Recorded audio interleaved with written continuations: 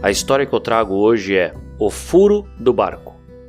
Um homem foi chamado na praia para pintar um barco.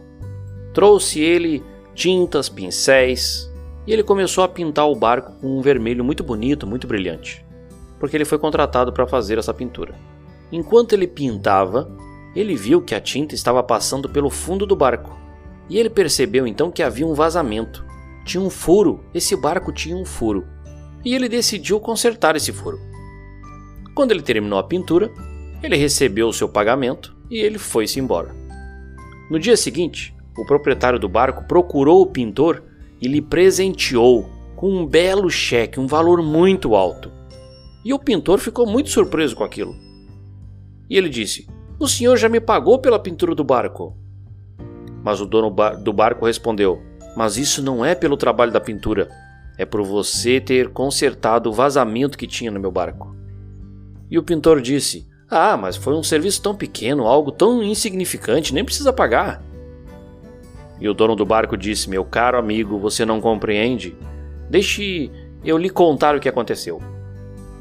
Quando eu pedi para você pintar o barco, eu esqueci de mencionar que tinha um vazamento, que estava furado aquele barco. Quando o barco secou, os meus filhos pegaram o barco e saíram para uma pescaria, e eu não estava em casa naquele momento.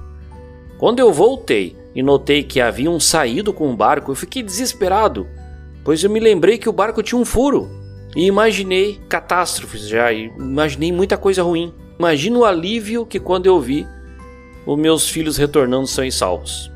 Então eu fui lá, examinei o barco e eu percebi que você havia consertado esse barco sem nem mesmo eu ter pedido isso para você.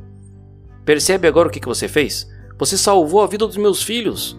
Eu não tenho dinheiro suficiente para pagar a sua pequena boa ação que você fez." Então, reflita sobre isso. Não importa para quem, quando ou de que maneira, mas ajude, ampare, enxugue as lágrimas, escute com atenção e carinho, conserte todos os vazamentos que você encontrar na sua frente, sempre. Gostou dessa história? Quer saber mais? Entre em contato www.cristianobrasil.com.br e até a próxima semana.